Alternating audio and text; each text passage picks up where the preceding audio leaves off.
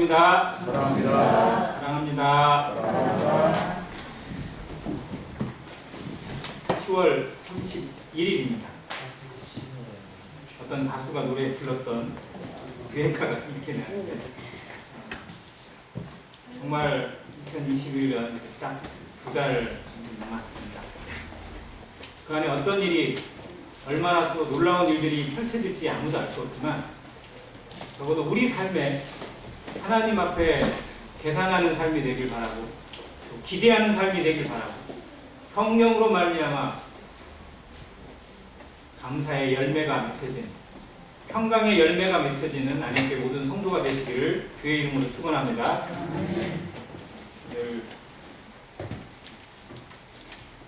사무엘상 말씀 사무엘상 8장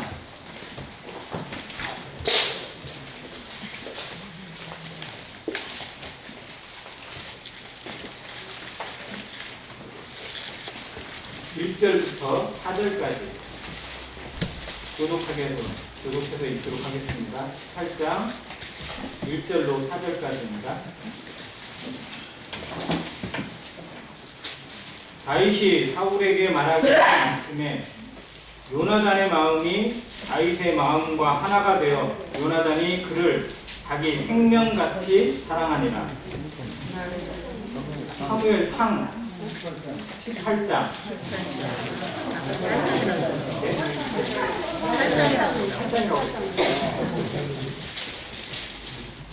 8장이라고 분명히 얘기했는데 8장 1절 다시 읽겠습니다. 다윗이 사울에게 말하기를 마침에 요나단의 마음이 다윗의 마음과 하나가 되어 요나단이 그를 자기 생명같이 사랑하니라. 그날에 사울은 다윗을 머무르게 하고 그의 아버지의 집으로 다시 돌아가기를 허락하지 아니하고 요나단은 다윗을 자기 생명같이 사랑하여 더불어 언약을 맺었으며 요나단이 자기가 놔뒀던 곳으로서 다윗에게 주었고 자기의 부모가 팔과 그리고 그의 아들아. 네, 감사합니다. 오늘 다윗과 요나단에 대해서 생각해 보면서 다윗과 요나단이 주제가 아니고 다윗과 요나단을 통해서 생각해야 될 우리가 배워야 될 교훈이 무엇일까? 여러 가지가 있겠지만 형제 우애, 사랑에 대해서 교제하기를 원합니다. 다윗과 요나단은 성경에 나오는 인물들 가운데 최고의 우정을 지닌 두 사람으로 표현되어 있습니다. 그런데 오해하는 게 하나 있는데요. 다윗과 요나단이 친구로 나타나다 보니까 둘이 동갑내기처럼 착각을 하는 경우가 있어요. 근데 실상 다윗과 요나단은 결코 동갑도 비슷한 나이가 아닙니다. 상당한 나이 차이가 나요. 요나단은 사울의 첫째 아들이고 네 번째 아들이 이스보셋이라는 아들이 있는데 그 아들이 실제로 다윗보다 나이가 많아요. 그러면 요나단은 적어도 다윗보다 어느 정도는 꽤 많다는 걸 알 수 있어요. 나중에 다윗이 요나단이 죽은 후에 이 조서를 쓰는 애가를 부르는 내용이 나오는데 거기에 요나단을 형이라고 부르는 대목도 나옵니다. 그런데 나이 차이를 뛰어넘어서 신분의 차이를 뛰어넘어서 다윗과 요나단 하면 뗄래야 뗄 수 없는 친구처럼 정말 모든 것을 주고받은 사랑하는 친구처럼 여겨집니다. 심지어 동성애자들이 어떤 주장까지 하느냐면 다윗과 요나단이 무슨 관계였다? 동성애 관계였다고까지 주장합니다. 그 정도예요. 그러니까 이 동성애자들은요 성경에서 정말로 뭔가 막 그런 끈끈한 게 나오면 마치 그것이 동성애의 무슨 시작이었다. 하나님도 동성애에 대해서 인정해 주신 것처럼 정말로 성경을 아주 호도하고 있고 미혹하고 있고 매도하고 있는 어떤 정말 악랄한 모습을 많이 보게 됩니다. 이건 있을 수 없는 일들이죠. 성경에 하나님이 이 동성애에 대해서 얼마나 비난하시고 얼마나 정죄하시고 얼마나 심각하게 말씀하셨는지를 생각한다면 있을 수 없는 일들이 그들에게서 일어나고 있습니다. 다윗과 요나단은 그런 사이가 아닌데 정말로 여인이 사랑하는 것보다 더한 사랑, 부부가 사랑하는 것 그보다 더 뜨거운 사랑으로 나눴던 아름다운 관계를 보여주고 있습니다. 그 대목을 이 성경이 보여주고 있는데 요나단이 그를 사랑할 때 뭐처럼 사랑했다고? 자기 생명같이 사랑했다고. 그걸 2번이나 기록해주고 있어. 1절에도 기록하고 있고 3절에도 그렇게 기록했어요. 누군가를 사랑한다면 뭐처럼 사랑해야 돼요? 생명같이 사랑하는 것이 진짜 사랑입니다. 자기 아내를, 자기 남편을 사랑할 때 뭐처럼 사랑하는 거예요? 내 생명을 다해, 내 생명처럼 아끼고 사랑하는 것이 사랑입니다. 형제 사랑을 하십니까? 옆에 있는 형제 자매들이 귀하다고 느끼십니까? 정말 얼마나 귀한지, 그것이 어떻게 드러나야 할 것인지 우리에게 과제가 되어 있는 거예요. 너희의 사랑이, 네가 배운 사랑이, 너희가 받은 사랑이 얼마나 뜨겁고 얼마나 감격하고 얼마나 제대로 배웠는지 증거가 옆에 있는 형제 자매들입니다. 내 옆에 있는 형제 자매를 얼마나 사랑하는지, 정말 내 목숨처럼 사랑한다면 주님의 사랑을 제대로 알고 제대로 배웠다는 것이고, 그렇지 않다면 우리는 주님의 사랑을 이기적으로만 받았다는 증거가 되는 것입니다. 그래서 다윗과 요나단을 통해서 정말 형제 우애와 사랑이 어떻게 나타나야 할 것인지, 우리는 얼마나 사랑하고 얼마나 뜨겁게 사랑하고 얼마나 목숨같이 사랑하는지 우리 자신을 한번 생각해보는 한 시간이 되길 바랍니다. 신약 성경에 베드로 후서에 가보면 베드로 사도가 흩어진 교회들에게 쭉 주시는 조언 중에 믿음의 성장의 모습에 대해서, 즉 믿음이 그냥 믿음으로 머물지 않고 계속해서 자라나가는 어떤 모습 자체를 7단계로 그려주는 대목이 베드로 후서 1장 5절부터 나옵니다. 근데 거기에 믿음의 덕을, 다음 덕의 나와야 됩니다. 덕의 지식을, 지식의 절제를, 절제의 인내를, 인내의 경건을, 경건의 형제 우애, 형제 우애의 사랑을 공급하라고 나와 있어요. 이거는 이 7층집을 지어가는 과정이라고 얘기하기도 하고, 믿음이 성장되어져서 나타나야 될 열매들이라고 얘기를 합니다. 갈라디아서에 있는 성경의 열매 9가지와 함께 정말 성도의 삶에서 믿음을 가지고 신앙 속에서 하나님의 말씀을 배우고 기도하고 교제하고 섬기고 가르침을 받은 모든 성도들에게 나타나야 될 인격적인 열매, 풍성한 교제의 열매를 그렇게 표현합니다. 근데 그 중에 마지막이 뭐냐면 형제 우애와 사랑이에요. 최종 단계를 사랑으로 표현해주고 있는데, 그 형제 사랑을 실천하는 최종의 단계가 뭐냐면 형제 우애로 나타나 있습니다. 그걸 실천해주는 사람이 구약의 인물들 중에 다윗과 요나단이고, 또 저는 다윗과 요나단보다 더 못지않게 정말 아름다운 본을 보인 사람이 여호수아와 갈렙이라고 생각합니다. 제가 왜 여호수아와 갈렙의 얘기를 드리냐면, 다윗과 요나단이 함께하고 나누었던 시간들은 실제로 얼마 안 돼요. 다윗과 요나단은 어떻게 보면 짧고 굵게 살아났던 사이고, 여호수아와 갈렙은 정말 길고 굵게 살아났어요. 여호수아와 갈렙은 성경에 기록되어 때 여호수아의 나이가 40살 때 처음으로 등장을 합니다. 같이 정탐꾼으로 이렇게 세워져서, 각 지파를 대표하는 정탐꾼으로 세워져서 가나안 땅을 정탐하고 이렇게 돌아오게 돼요. 근데 이 둘만 의견이 같아요. 나머지 10명은 전부 다 그냥 생각이 돌아서 가지고, 우린 가면 죽는다, 쟤들은 거인들이고 우리는 메뚜기다, 가면 게임도 안 된다, 이건 정말 싸움이 안 되는 거다, 이건 가면 안 된다, 우린 가면 죽는다, 돌아가자, 이러면서 그냥 반란을 일으키고 모세를 죽이려고 하고, 그 얘기를 하고 있는 여호수아와 갈렙에게 돌을 쳐서 때리려고 하는 그런 정말 말도 안 되는 상황이 벌어졌을 때, 이 둘은 끝까지 믿음을 지켰어요. 그들은 우리 밥이다, 하나님이 함께 하시면 그들은 아무것도 아니다, 우리가 믿음으로 여기까지 왔는데 왜 여기서 주저앉느냐, 하나님이 주신 땅, 하나님이 약속하신 곳을 가자, 정복할 수 있다, 이길 수 있다, 나아가자고 이렇게 얘기를 했습니다. 그 일로 인해서 결국 이스라엘은 40년 동안 광야를 뺑뺑이를 돌게 되었고, 거기에서 이 부정적인 말을 했던 10명은 그 자리에서 죽임을 당해요. 그리고 거기에 동조했던 이스라엘 민족들은 결국은 광야 땅에서 하나님의 말씀 그대로 가나안 땅에 들어가지 못하고 다 엎드려지게 됩니다. 대신 누가 들어가는 거예요? 가나안 땅에 갈렙과 여호수아만 들어가게 하였습니다. 그래서 가나안 전쟁을 치르는 중에 최고의 연장자, 정말로 모든 것을 다 초월해서 있는 연장자가 여호수아 갈렙이에요. 여호수아의 전쟁인데 실상은 갈렙이 계속 함께했던 전쟁이에요. 지금 갈렙이 여호수아를 순종하고 여호수아를 도와주고 여호수아와 함께했던 시간들은 계산이 안 돼요. 그 40년 플러스 가나안 전쟁을 치르는 기간까지 여호수아가 죽기까지 갈렙이 정말 함께했어요. 여호수아가 110살에 죽었거든요. 그러면 40살부터 만약 동역을 같이 했다 하더라도 몇 년을 한 거예요? 70년 동역을 한 거예요. 정말 어마어마한 시간을 성경에 제대로 자세히 안 보여줘 주니까 그들이 얼마나 뜨겁게 사랑했는지 얼마나 잘 섬겼는지가 잘 안 나와요.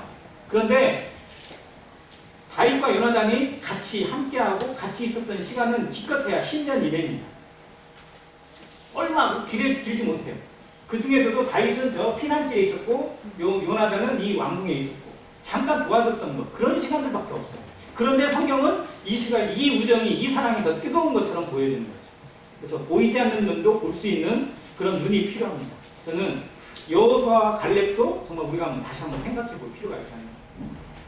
다윗과 요나단도 분명 아름다운 사랑과 형제 우애를 나타냈지만 여호수아와 갈렙도 정말 아름다운 동역을 통해서 동역이 무엇이다, 형제 우애가 무엇이다, 하나님을 믿는 사람의 본이 무엇이다라고 제대로 보여주고 있다는 겁니다. 그 둘을 한번 같이 생각하는 시간이었으면 좋겠습니다. 요나단은 아까 얘기처럼 다윗보다 연장자입니다. 그리고 신분이 뭐였어요?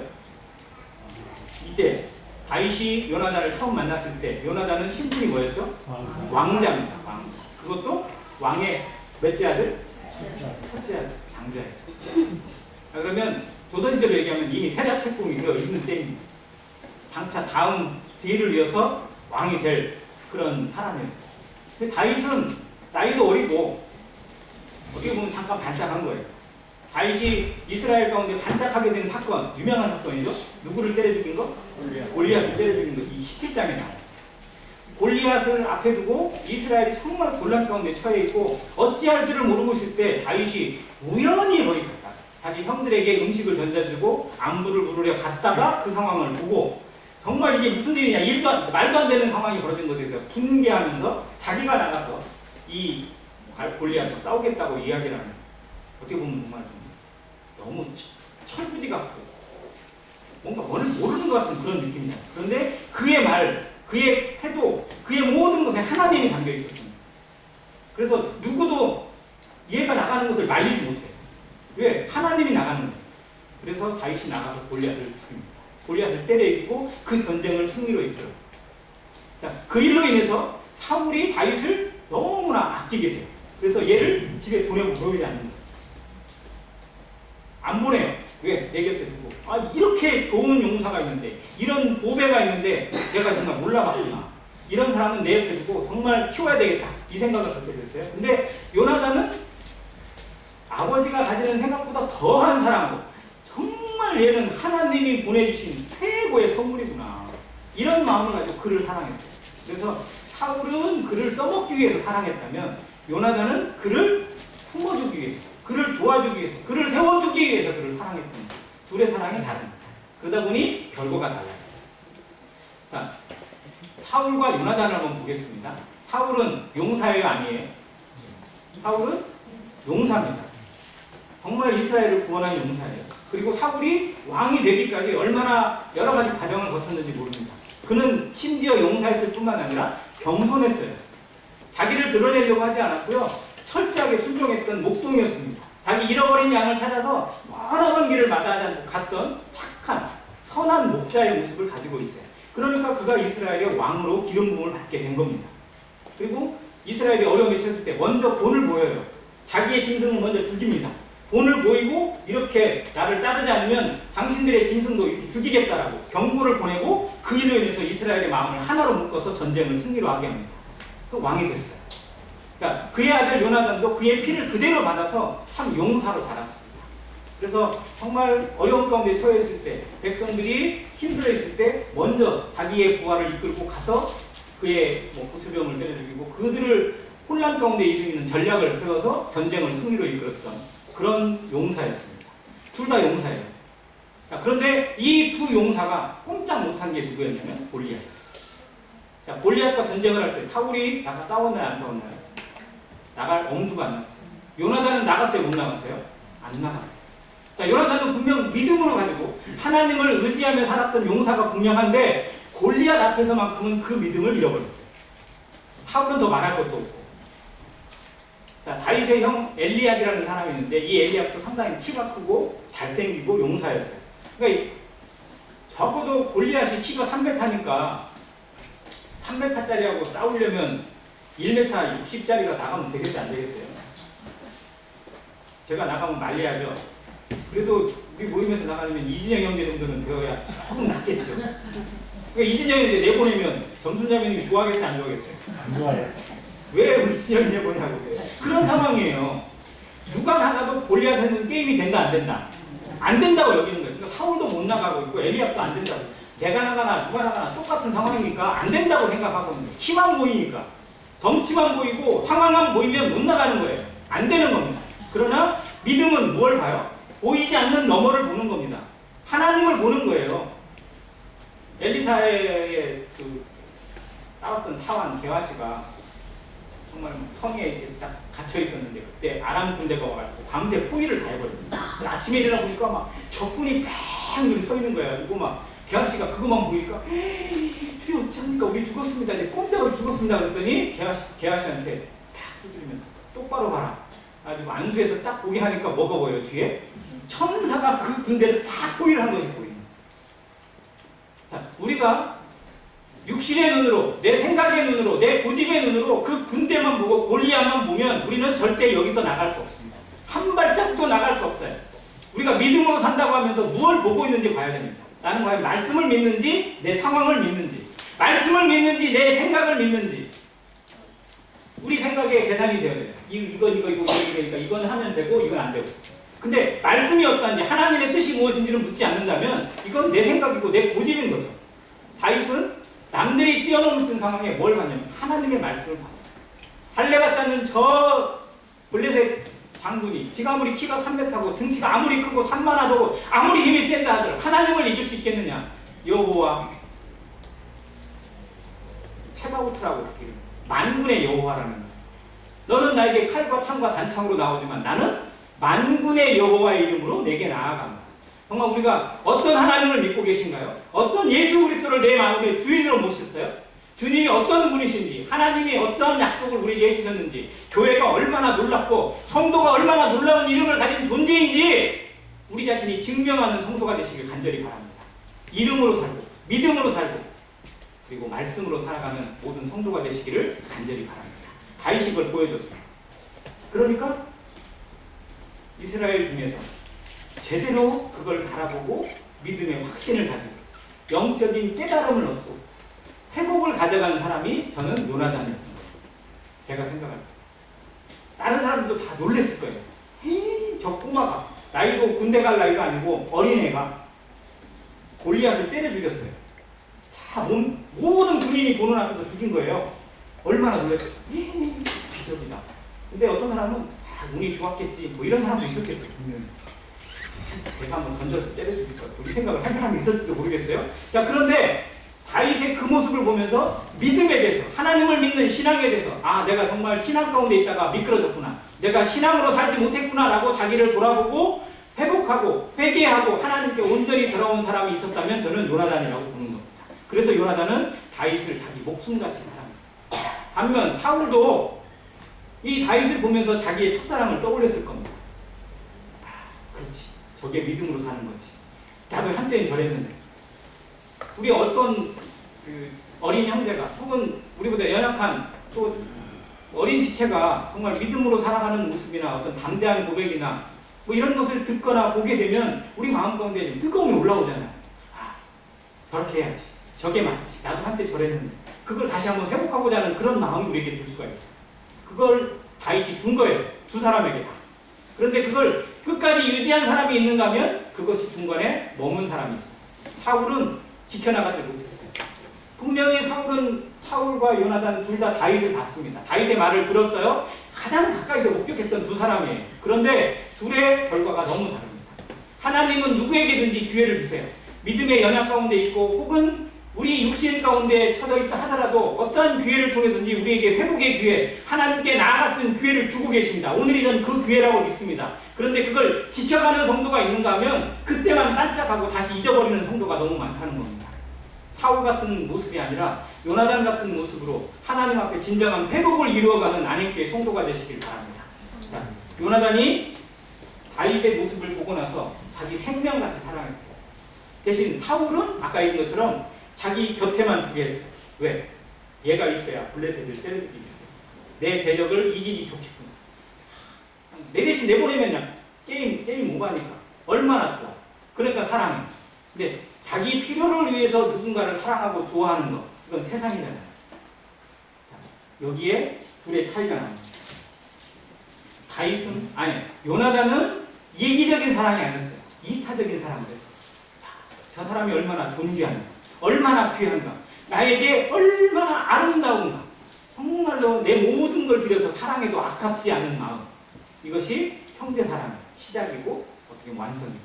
반면 사울이 이 다윗에게 막 좋은 말 했을까 안 했을까요? 사울 왕이 다윗에게 칭찬과 상급이나 좋은 말 했을까 안 했을까요? 엄청 했겠죠. 근데 그게 결국은 의도가 뭐였냐면 자기 곁에 두고 자기를 위해 싸우는 군사로 세우는 거죠. 그를 높여주고 그를 영광스럽게 하는 게 아니라 나의 자리를 견고하게 하고 내 위치를 튼튼하게 하기 위해서 얘를 써먹겠다는 거죠. 이게 세상이잖아요. 그게 이기적인 사람이에요. 그러다 보니 한계가 금방 나오는 거예요. 우리가 누군가를 대할 때, 어떤 상황을 바라볼 때 무엇이 먼저인지, 무엇이 기준이 되는지를 봐야 돼요. 나에게 유익한가? 나에게 도움이 되는가? 정말 저 사람은 나에게 뭔가 도움을 줄 만한 사람인가? 그래서 사랑하고 그래서 가까이 한다면 그건 사울의 사랑하고 별 차이가 없습니다. 정말 그를 하나님의 눈으로 하나님 앞에 존귀한 자로 볼 수 있을 때, 그 자체로 아름답게 볼 수 있을 때 진정한 사랑이 우러나온다고 말할 수 있습니다. 세상을 대하는 모습처럼 세상 사람들이 살아가는 방식으로 형제 자매들을 대하지 마시기 바랍니다. 우리는 그리스도의 피로 하나 되는 거고 하나님의 생명으로 여기 연결되어져 있습니다. 하나님이 이 안에 우리를 서로 연결시켰습니다. 이 가치를 우리 안에서 찾지 못한다면 우리는 세상 사람과 다를 바가 없고 오히려 세상보다 못하다는 소리를 들을 수밖에 없습니다. 내 안에 있는 형제 자매들이 얼마나 존귀한 자들인지, 주님께서 우리를 한 몸으로 한 지체로 불러주신 사실에 대해서 정말 감사하고 감격하고 존귀하게 여기는 모든 성도가 되시기를 간절히 바랍니다. 자, 요나단과 다윗이 친구가 되었는데 실상은 친구가 될 수가 없어요. 아까도 얘기했지만 요나단은 왕자입니다. 다윗은 일개 군사에 불과해요. 그가 나중에 장군이 되고 군대 장관이 될지는 몰라도 신분상으로 왕자와 그 부하에 있는 모습에서 친구라는 사실은 좀 어렵습니다. 그런데 요나단은 모든 걸 내려놔요. 내가 왕자라는 신분도 내려놓고 내가 나이가 많다는 것도 내려놓고 모든 걸 내려놓고 다윗 존재로 기뻐합니다. 그래서 그에게 첫 번째 준 게 뭐예요? 4절에 보니까 요나단이 자기가 입었던 무엇을 줘요? 겉옷을 줘요. 이게 이 겨울에 입는 외투를 준 게 아니에요. 이스라엘에 있어서 겉옷은 뭐를 상징할까요? 자기 신분을 의미합니다. 이게 겉옷을 준 게요, 보통 일이 아니에요. 자기의 신분을 내려놓은 거예요. 나는 왕자로 너를 만나는 게 아니다. 나는 이 왕자의 위치가 중요한 게 아니다. 나는 이 왕의 자리가 중요한 게 아니다. 너가 중요하다. 너가. 그래서 다윗을 위해서 이 왕자라는 신분까지도 벗어주는 거예요. 두 번째, 뭘 줘요? 자기의 군복도 줘요. 자기의, 실제로는 자기의 명예와 모든 것이 담겨있는, 자기의 공적이 담겨있는 것도 주는 거예요. 또 칼과 활과 띠도 줘요. 어떻게 보면 정말 다 벗어주는 거예요. 겉옷을 달라고는 속옷까지 내어주라는 말씀이 있는데 정말 이건 속옷까지 아니라 그 다른 것까지 다 내주는 그런 모습이에요. 자, 요나단이 이렇게 내어줄 때 다윗은 아유 감사합니다, 고맙습니다, 내는 받아 먹었을까요? 다윗의 마음 가운데도 정말 얼마나 감격이 있었을까 한번 생각해요. 형제 사랑은 서로의 감격으로 이루어져. 정말 우리 안에 감동과 감격이 넘칩니다. 그리고 그것으로 채워져가는 삶이 되기를 기도하시길 바랍니다. 우리에게 인생이 얼마나 남아있을지, 하나님은 우리에게 얼마나 많은 기회를 주실지 모릅니다. 하루하루가 기적이고 하루하루가 기회입니다. 그 기회를 소중하게 여기시고 내 곁에 있는 형제 자매에게 안인교회 이름으로 한 몸 되어 한 지체로 그리스도를 섬기게 하신 이 지체를 사랑하는 마음으로 정말 서로를 위해서 기도하고 내 것을 아낌없이 내어줄 수 있고 내 모든 것도 아낌없이 내어줄 수 있는 그러한 뜨거운 사랑이 우리 안에 넘쳐나기를 주의 이름으로 축원합니다. 이것을 요나단은 실천했어요. 자, 그런데 이제 결과가 달라지기 시작합니다. 다윗이 점점 가면서 승리를 해요. 가는 데마다 승리를 합니다. 백성들이 다윗을 칭찬하기 시작해요. 그래서 노래를 불렀는데 이 여자들이 입이 멍정해요. 아니요, 그렇게 그렇게 부르면 안 돼요. 원래 그냥 다윗 잘했습니다라고 박수 쳐주고 이렇게 해야 되지. 그리고 사울도 같이 높여줘야 돼요. 사울의 죽인 자는 천천히요, 다윗의 죽인 자는 만만히로다. 그러니 사울의 입에 천천히 들려 안 들려요? 천천히 들리지도 않아. 뭐만 들려요? 만만만 들립니다. 이것이. 그러니까 사울의 마음이 그렇지 않아도 그냥 마음이 괴로워 죽겠는데 여러 그냥 악신에 시달려서 그냥 마음이 괴로운 것만 있는데 비교하기 시작하니까 얼마나 마음에 찌르고 막 악감정이냐. 그러니까 그 이기적인 사랑의 한계를 벗어나지 못하고 금세 뭐가 들어오냐면 시기심이 들어와. 저것이 백성들의 마음을 바꿔서 한때는 나를 위해서 싸워준다는데 결국은 싸워주다가 결국은 뭐까지 뺏어가는 거예요. 이제 내 왕의 자리까지 뺏어가게 생겼네. 꼼짝없이 나는 물러나게 생겼네. 뭐 이 생각을 하니까 다윗이 이쁜 놈이 아니고 이제 뭔 놈이 돼요? 미운 놈이 되는 거고 죽일 놈이 되는 거예요. 그러면서 다윗을 경계하기 시작하고 유심히 찾아보고 저놈이 반역을 꿈꾸는구나. 누구랑 친하게 지내는가, 어떻게 하면 쟤를 꼼짝 못하게 만들고. 이 궁리로만 가득 차니 뭐가 차겠어요? 이 안에 뭔 감사가 있겠어요? 우리의 생각을 하나님께 정리하지 않으면요 세상 것들로 차게 되어 있어요. 예배 시간에 나왔는데 우리 생각이 하나님의 전전 앞에 서 있지 못하고 예수 그리스도의 십자가를 바라보는 영안으로 바라보지 못하면 우리의 예배가 헛것이 될 수 있습니다. 우리의 감사가 헛감사가 될 수 있고요. 우리의 시간들을 헛시간으로 보낼 수 있다는 거예요. 사울의 인생이 얼마나 비참합니까? 얼마나 안타까워요. 그는 시작을 정말 아름답게 시작했어요. 정말 좋은 시작을 했어요. 그런데 그걸 끝까지 지켜나가지고 있어요. 사울이나 솔로몬이나 정말 너무 안타까워요. 다윗에 껴있는 두 왕이에요. 다윗의 앞에 있는 사울, 다윗의 뒤에 있는 솔로몬. 둘의 모습이 너무 비슷해요. 좋은 시작을 해놓고 왜 마무리가 그렇게 엉터리가 되는지. 정말 우리 안에서도 좋은 시작을 가져오셨지 않습니까? 하나님 앞에 아름다운 시작을 했지 않습니까? 마무리가 더욱 아름다워지길 기도하시기 바랍니다. 우리 인생에 마무리가 더욱더 빛이 나고 하나님 앞에서 정말 영광 가운데 빛나고 주님 앞에서 아름다운 상급과 면류관을 소유할 수 있는 그런 주님의 제자들, 주님의 자녀들로 자라나시길, 하루하루를 채워가시기를 간절히 바랍니다. 자, 그런데 사울은 죽이려고 하고 요나단은 어떻게 해요? 그걸 극구 말리는. 이제부터 두 사람이 완전히 정반대가 됐어요. 그 전까지는 다윗을 좋아하는 것에서는 차이가 비슷해 보였어요. 겉모습은 비슷해요. 그런데 근데 달라져요. 우리 안에 형제 사랑이 어떠한 사랑이었는지가 분명하게 드러나는 거예요. 조금만 시간이 지나면 금세 알게 돼요. 저 사람이 진심으로 나를 대했는지 아니면 계산적으로 대했는지 조금만 지나면 아는 거예요. 그런데 사회생활하거나 세상 친구들이나 이런 사람들 만나보세요. 그러면 처음에는 잘 몰라요. 정말 제가 반가워서 좋아서 그런 거 없다. 근데 나중에 어느 순간에 의도가 보이기 시작하고 뭔가 좀 속셈이 보이기 시작하면 보고 싶어요, 안 보고 싶어요. 연락 오면 괜히 부담되고 막 그러잖아요. 우리 안에 그런 계산관계가 서서는 절대 안 된다는 겁니다. 근데 사울은 그런 생각이었기 때문에 금세 표가 나버려요. 그래서 이제 가면 갈수록 다윗을 죽이려고 하고 피하려고 하고 멀리 하려고 하고. 그래서 어떻게 하냐면 자기 딸을 주면서 골모로 삼으려고 해요. 딸까지도 써먹어요.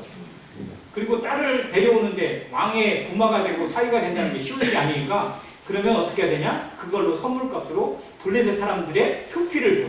블레셋 사람을 죽여가지고 그들의 껍질을 가져오라는 거예요. 이게 뭐니? 아무튼 자 그걸 가져오면 왕의 사위가 될 자격이 주어진다. 그랬더니 다윗이 그냥 자기 부하를 데리고 가지고 100명 데려오라고 했더니 200명을 잡아다가 그냥 표피를 갖다. 아무튼 그래서 왕의 사위도 돼요. 왕의 아들은 다윗을 목숨같이 사랑해. 딸도 사랑해. 아버지만 미워해. 아버지는 죽이려고 하고 아들 딸은 말리려고 하고. 이게 무슨 집안이냐고요. 정말 사울의 가정이 어떻게 이렇게 됐을까? 하나님이 세우신 좋은 가문이 어떻게 이 지경까지 되었을까? 사울이 정말 생각해야 돼요. 그런데 잠깐 생각은 해요. 그래서 요나단이 권면을 하고 이야기를 하고 충원을 하고 눈물로 쌀릴 때는 그렇지 내가 좀 정신이 나갔구나. 그렇지 다윗이 얼마나 잘했는지 얼마나 충성스러운 자인데 내가 왜 그 생각을 했을까? 라고 다윗을 데려와서 좋은 모습을 보여요. 그런데 악신이 그의 마음속에 다시 살아보면 또 확 막 돌변해가지고 막 창을 집어던지고 군대를 동원해가지고 죽이려고 하고. 나중에 다윗이 도저히 안 되고 요나단의 손으로 떠났어요. 요나단도 도저히 안 된다는 걸 알았어요. 그래서 다윗에게 가라.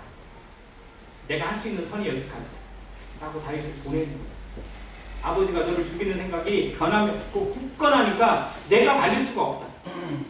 그래서 그냥 다윗을 떠나보내면서 눈물로써 둘이 헤어지는 대목이 성경에 나옵니다. 자, 그래서 다윗은 피난길을 떠나요. 그리고 뺑뺑이를 돌고 심지어 뭐 광야길도 갔다가 이방 나라까지 갔다가 아무튼 어려움을 겪고 나서 나중에 사울이 죽은 후에 이스라엘의 왕이 됩니다. 자, 그러면 한번 물을게요. 다윗을 사울의 손에서 구원하고 건진 사람은 요나단입니까? 하나님이십니까? 누가 건지셨죠? 하나님. 요나단이 만약 다윗을 죽이는 사울 아버지의 뜻에 동참해서 다윗을 죽이려고 했다면 다윗은 죽었을까요? 안 죽었을까요? 사람이 하나님의 뜻을 꺾을 수 있다 없다? 없어요. 모든 것이 하나님의 손에 있고 하나님의 뜻 안에 있음을 믿으시기 바랍니다. 사람이 내가 어찌할 수 있는 게 아니에요. 요나단이 그렇게 했더라도 하나님은 어떤 방법을 통해서 지켜내셨을 겁니다. 요나단은 다만 하나님의 뜻을 알았기 때문에 거기에 순종한 것 뿐이에요. 요나단이 다윗을 철저하게 지키는 보디가드 역할을 했다 하더라도 하나님이 치셨다면 건들 수 없어요. 그건 어떻게 말릴 수가 없는 거예요. 우리 안에 주어지는 모든 일들이 사람이 내게 어떻게 한 거고 누군가가 내게 어떻게 한 것이도 분명히 있지만 그건 하나님의 허락하신 가운데 주어진 것이라는 사실을 인정해야 됩니다. 그걸 통해서 나를 어떻게 다스리시고 어떤 연단을 거치게 하셨을지를 생각하면서 하나님의 마음을 배우고자 하면 그 사람에 대한 것까지도 용서가 나올 수 있는 거죠. 근데 그게 아니다 보니까 사람이 원수가 되면 끝까지 원수로 남고 악에 바치면 끝까지 악으로 남고 용서가 안 되면 끝까지 용서가 안 되는 상황 가운데 우리가 치달아가고 있는 상황들이 하나님 보실 때 얼마나 안타까운지 모릅니다. 요나단은 그저 하나님의 뜻에 순종했을 뿐이에요. 자, 아까 여호수아와 갈렙 이야기를 들었는데 갈렙이 여호수아보다 연장자입니다. 갈렙이 여호수아보다 나이가 많아요. 제가 연구한 바로 보면 2살에서 3살 많습니다. 자, 그리고 갈렙은 어느 지파였는지 아세요? 갈렙 지파가 유다 지파였어요. 제일 군대 수가 많아요. 민수기에 보면 유다 지파의 숫자가 20대 이상으로 7만 명이 넘습니다. 여호수아는 에브라임 지파예요. 에브라임 지파도 뭐 큰 지파이긴 한데 숫자로 따져보면 유다 지파에 안 돼요. 자, 그러면 나이도 많고 지파의 수로 따져보고 규모로 따져봐도 누가 더 리더가 돼야 돼요? 갈렙이 돼야 되잖아요. 근데 갈렙은 리더가 됐어요? 안 됐어요? 안 됐어요. 동역자가 됐어요. 왜요? 사람의 수나 이것이 있지 않으니까. 하나님의 택하신 것에 있으니까. 그래서 갈렙은 자기가 처해져 있는 상황에 대한 불만이 있었을까요? 없었을까요? 없었어요. 왜? 하나님을 경외하니까. 하나님이 세우신 리더십에 대해서 철저하게 인정하고 순종하면서 자신의 역할을 분명히 찾아갔어요. 자신은 끝까지 여호수아를 동역하고 도와주면서 필요한 것에 자기를 던지는 거예요. 그래서 가나안 전쟁에서 제일 힘들다고 하는 전쟁이 그 가드 족속하고 싸우는 거죠. 기리앗 세벨도 나오고 뭐 기리앗 것도 나오는데요. 아무튼 그게 그 거인 종족이 있는 땅이에요. 그리고 그 땅의 이름이 헤브론입니다. 그곳이 어떻게 보면 난공불락 같은 요새였어요. 근데 그거를 다들 겁을 내고 있고 안 가려고 해요. 왜 저기 가봐야 얻을 것도 별로 없고 죽을 것도 같고 힘들고 싸워서 이길 만한 자신도 없으니까 눈치 보고 있어요. 근데 그때 누가 나가는 거예요? 갈렙이 나갔어요. 85세. 은퇴해도 한참 은퇴해야 될 85세의 나이에 내가 하나님 앞에 처음 섰을 때와 지금은 똑같다. 나는 믿음에 변함이 없다. 아니 그때보다 오히려 강건하다. 분명히 싸울 수 있고 이길 수 있고 하나님이 주시면 내가 저 땅을 취할 수 있다. 그래서 우리가 유명한 복음성가 아시죠? 이 산지를 내게 주소서. 이게 갈렙의 고백이에요. 이때 고백이에요. 헤브론 땅을 달라고. 그 험악한 산지를 내게 달라고. 왜 헤브론 땅을 달라고 그래요? 다른 조금은 옥토도 많고 비옥한 땅도 많은데 헤브론은 광야예요. 지금도 헤브론 땅이 있는데요. 별로 좋은 땅이 아니에요. 물론 도시는 만들어져 있어요. 근데 왜 헤브론 땅을 달라고 했는지 아세요? 헤브론 땅에 유명한 동굴이 있어요. 막벨라 굴이라는 굴이 있는데 거기에 유명한 사람들이 장사가 되어 있어요. 아브라함과 사라가 장사되어 있고요. 이삭과 리브가가 장사되어 있고 야곱이 장사되어 있고 레아가 거기 장사되어 있어요. 이스라엘의 계보가 하나님이 택하신 이스라엘의 모든 조상들이 거기에 있어요. 헤브론에. 그러니까 그 땅을 달라는 거예요. 내가 그 땅을 취하겠다고. 이게 갈렙의 믿음이에요. 그리고 하나님이 그걸 주셨어요. 그리고 유다지파의 땅으로 지금도 남아있어요. 지금도 유다지파의 이름으로 하나님 남게 하셔서 유다지파가 정말로 유다가 가졌던 이름을 빛을 낸 사람이 바로 갈렙이라는 사실이에요. 믿음으로 나아가는 사람에게 하나님이 복 주시고 그걸 통해서 영광을 얻게 하시는 것이 이 갈렙의 믿음이었어요. 그리고 갈렙은 그렇다 하더라도 자기가 승리를 했다고 해도 절대적으로 자기가 리더가 되거나 우두머리가 되겠다는 생각을 하지 않았어요. 철저하게 뒤에서 도와주는 아름다운 역할로 그의 인생을, 그의 이름을 빛내주는 사람입니다. 요나단과 갈렙이 보여주는 사람의 이 마음은요, 철저하게 하나님을 알고 하나님 앞에 순종했다는 마음. 이것이 동역이고 이것이 형제의 우애입니다. 우리는 하나님 앞에 다 동역자로 세워짐 받은 사람들입니다. 하나님께서 이곳에 우리의 인생을 남겨두시고 우리에게 재산을 주시고 에너지를 주시고 젊음을 주시고 시간을 주시고 삶을 주시는 이유는 뭐냐면 하나님의 말씀이 살아 역사되고 하나님의 복음이 이 교회를 통해서 움직이는데 내 역할이 남아있기 때문에 그래요. 그 역할에 아무 의미도 없고 필요도 없고 아무 가치도 없고 기회가 없다면 우리를 여기 두실 이유가 없어요. 데려가시면 돼요. 우리에게 기회를 주셨다는 사실을 우리는 귀하게 여겨야 됩니다. 내게 기회를 주셨다. 내 인생에도 기회를 주시고 내 인생에도 하나님을 위해 살 수 있는 능력을 주시고 말씀을 주시고 성령을 주셨다는 사실에 그 기회를 붙잡아야 됩니다. 세월을 아껴야 됩니다. 이 세상이 얼마나 악한지 얼마나 마음대로 치달아가고 얼마나 끝으로 가고 있는지 우리가 보고 있잖아요. 말세다 말세다 말만 할 것이 아니라 내 인생의 말세를 계산해야 됩니다. 그런 의미에서 요나단과 갈렙이 보여준 이 순종의 마음, 덕을 세워주는 마음, 그리고 형제를 높여주는 마음, 하나님의 뜻을 순종하는 마음이 얼마나 아름다운지 보게 됩니다. 우리 안에서 누구를 세워주고 있습니까? 누구를 존귀하게 여깁니까? 누구에게 우리의 모든 것을 내어줄 준비를 하고 있습니다. 아깝지 않아요. 내 인생을 주어도 내 삶을 주어도 내 모든 것을 내어줘도 아깝지 않을 형제 자매들을 우리가 발견한다. 그 가치를 알고 그것이 하나님의 영광인 것을 깨닫는다면 우리 인생은 참으로 복됩니다.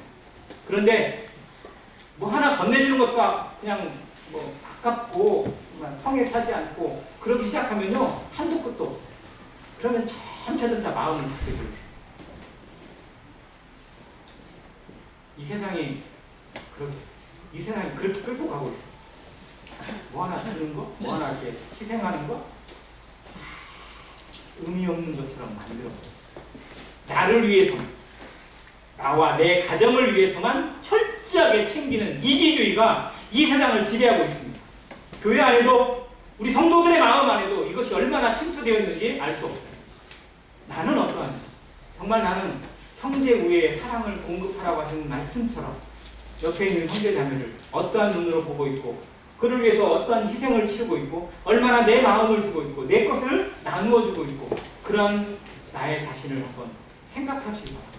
요나단이 베풀었던 이 사람, 자기가 왕이 될 수 있는 위치에 있었음에도 그걸 내려놓고요 알아요. 하나님의 뜻이 내가 왕이 되는 것이 아니라 다윗이 왕이 되는 것을 알았어요. 믿음에 서 있고요 하나님의 말씀에 순종하면 하나님의 뜻이 점차 보이기 시작합니다.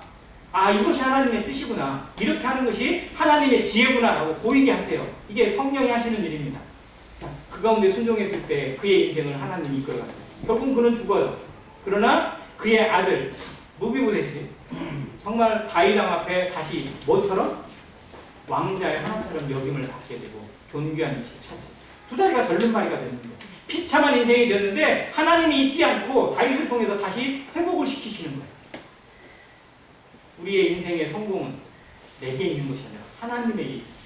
하나님께서 내 인생을 어디로 이끌어 가시는지 그것을 눈여겨보면서 내게 주어져 있는 하루하루의 기회, 그리고 그 하루하루 기회 속에서 만나게 하는 형제 자매들이 얼마나 소중한지 정말 잊지 말고 기억하고 소중하게 내 목숨처럼 여기고 살아가는 안행교회 성도가 되시기를 간절히 바랍니다.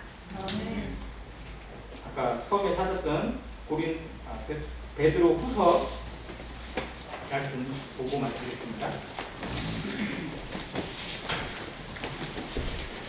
베드로 후서 1장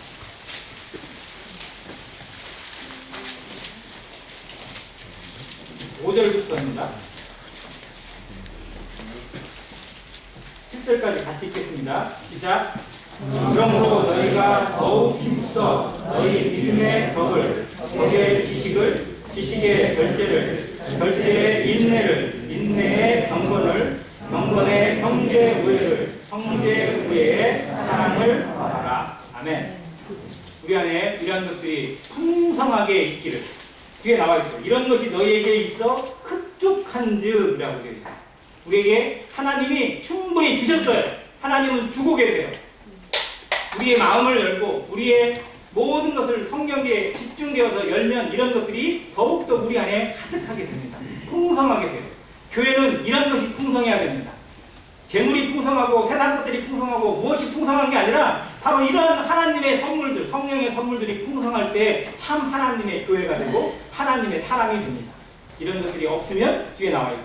이런 것이 없는 자는 맹인이라 멀리 보지 못하고 그의 옛죄가 깨끗하게 된 것을 잊었느니라. 그의 죄가 하나님의 은혜로 말미암아 그리스도의 십자가로 말미암아 그 보혈로 말미암아 모든 죄가 씻기게 된 사실 자체도 잊어버리고 사는 사람이 된다는 거예요. 맹인처럼 가까이만 보고 옛날에 원시치 못하고 이렇게 써있는데 멀리 못 봐요. 그냥 눈앞에 있는 것만 보는 그런 근시함이 되지 않고 정말 하나님의 눈으로 성령의 눈으로 더 멀리까지 보이지 않는 것까지 볼 수 있는 하나님의 영원 세계를 들여다보고 하나님의 나라를 들여다보고 그 안에 가져있는 가득한 영광을 바라보면서 하나님 앞에 섰을 때 그리스도의 심판대 앞에 서 있는 우리의 모습, 나의 모습이 어떨지를 생각하면서 하루하루 세월을 아끼고 성령의 은혜 가운데 살아가는 모든 성도가 되시기를 간절히 바랍니다. 감사합니다.